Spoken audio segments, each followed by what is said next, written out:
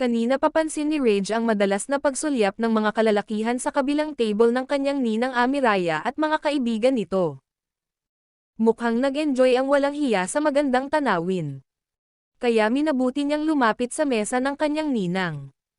Paglapit niya agad niyang hinubad ang kanyang jacket at isinuot iyon sa babae. Ano ba Rage, ang init bakit ba isinuot mo sa akin yan? Reklamo nito habang inaayos niya ang pagsuot ng kamay nito sa jacket. Ay, sarap naman talaga magkaroon ng napakabait na inaanak, gentleman pa at talagang maalaga Amiraya ha. Napakaswerte mo dito sa batang ito. Wika ng isang kaibigan nito na katulad ng kanyang ninang ay lasing na rin. Aba syempre naman besh, mahal na mahal ko yan. Kahit hindi na ako mag-asawa basta magampanan ko lang ang tungkulin ko sa kanya. Iyon bang may hatid siya sa altar kasama ang babaeng mapipili niyang makasama habang buhay? Wika pa ng kanyang ninang na nagiging madaldal na dahil sa kalasinggan. Napatiimbagang siya dahil sa sinabi nito, nahigpitan tuloy niya ang pag-zipper ng galit umabot hanggang leeg nito. Hindi naman kasi kailangang buong buhay nito ibuhos sa kanya. Agad naman tinampal nito ang kamay niya. Woy, siraulo ka bang bata ka, nasasakal na ako eh. Saway nito sa kanya. Bawal ka pang uminom sadya ninang mo ako, bawal kang humarap sa akin. Kukunyatan talaga kita pag nagkataon. Wika ng lasing na si Amiraya kay Rage. Ninang naman eh. Kanina pa nga kami umiinom sa kabila ng mga kaibigan ko. Reklamo niya sa kanyang ninang na mukhang lasing na talaga. Limit na ang mga nangyayari sa paligid, ito pa nga ang bumili ng alak na iniinom nila. Opo, hindi ako iinom sa harap ninyo ninang. Nagtungo lang ako dito para isuot iyan sa inyo. Halos lumuwa na kasi iyang dibdib nyo, mukhang nag-enjoy iyong nasa kabilang table kakatingin sa inyo. Paliwanag niya sa kanyang ninang. Pabayaan mo silang lumuwa ang mata. Aba hanggang tingin lang naman ang mga iyan, subukan lang talaga nilang lumapit dadanak ang dugo dito. Ha, kanyang kaya ko mga yan no. Sakwala kayatang bilib sa ninang mo Wika muli nito. Nasa harap sila ng bahay ng kanyang ninang, may konting salo-salo dahil 20th birthday niya. Nais sana magpa-party ng kanyang ninang Amiraya at tita Amaya pero hindi siya pumayag. Simpleng salo-salo lamang at may kunting inuman. Inimbitahan niya ang ilan mga kaibigan, at ang iba namang umiinom sa kabilang table ay mga kaibigan ni Kuya Amaro na kakambal ng kanyang ninang Amiraya. Saglit lang na pumasok sa loob ang kanyang Kuya Amaro dahil kumuha ng alak pero ang mga kainuman nitong kalalakihan napapansin niyang napapatingin sa kanyang ninang. Sa ganda at kinis ba naman ng kanyang ninang sino ba talaga ay mabibighani, medyo revealing din kasi itong manamit kaya hindi talaga maiwasan na masakit ang mga mata ng sinuman. Nako! Hayaan mo na nga iyan ninang Murage. Kanyang kaya na niya iyan. Wika naman ng isa sa kaibigan ng kanyang ninang na hindi niya matandaan ang pangalan dahil bihira lang naman magawi ang mga kaibigan nito sa kanilang bahay. Boy, wag kayo ha, kita nyo yan ha. Aba nakadalawang grande na ako. Pagmalaki pa ng kanyang ninang. Oo, nakadalawang grande nga ang tanong kumusta ka naman mamaya Abir. Wika pa ng isa nitong kaibigan. Marina kasi talaga uminom ang kanyang ninang. Ay lang beses nang uminom ito na hindi alam ang nangyayari kinabukasan. Oy Rage, ikaw na bahala sa ninang mo mamaya alam mo naman iyan. Patay na patay iyan kapag nakainom, kahit nga siguro gahasan ang babaeng iyan hindi man lang niya mamalayan. Nilang na wika pa ng isa nitong kaibigan na napapailing na lang.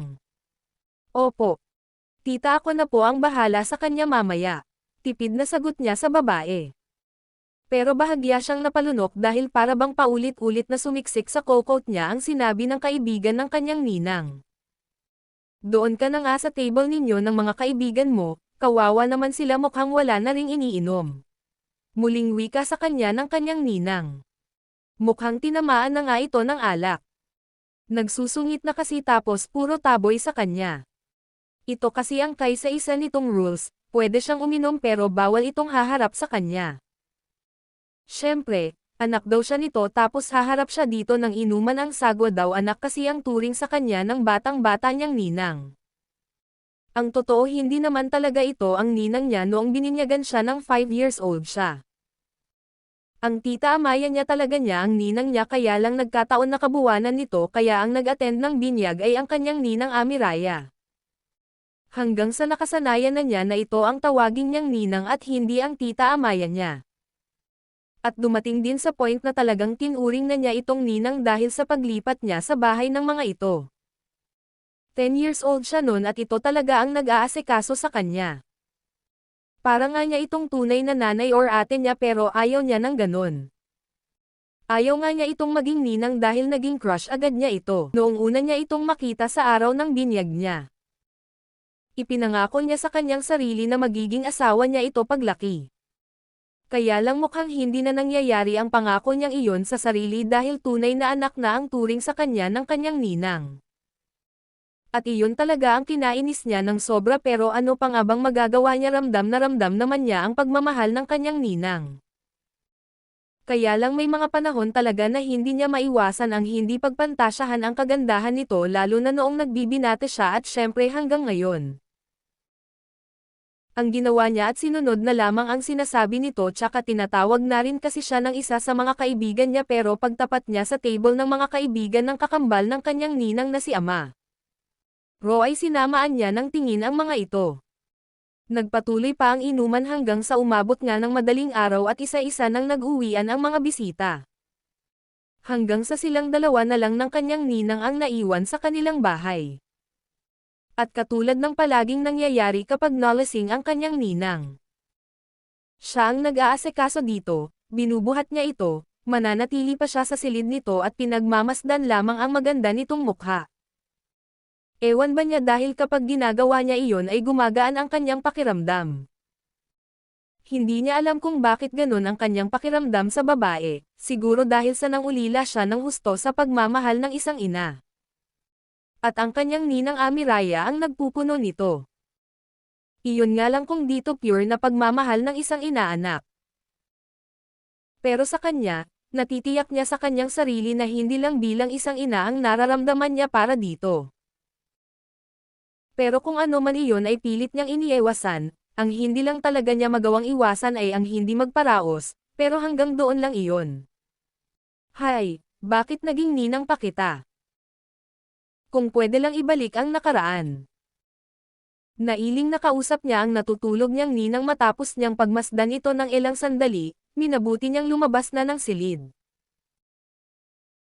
Ngunit kumilos ang kanyang ninang, ginalaw nito ang dalawa nitong mga paasanhi para magalaw ang kumot na itinakip niya sa katawan nito dahil napakaiksi ng short ng kanyang ninang ay talagang litaw na. Litaw ang napakakinis at bilugang mga hita nito. Agad siyang napalunok at maging ang timpla ng kanyang katawan ay nag-iba, animo bigla siyang nilagnat kahit wala naman talaga siyang lagnat.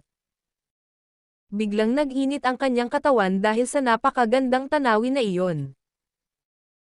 Kitang-kita niya ang kakinisan ng kanyang ninang na ngayon ay nakabalandra sa kanyang mga mata.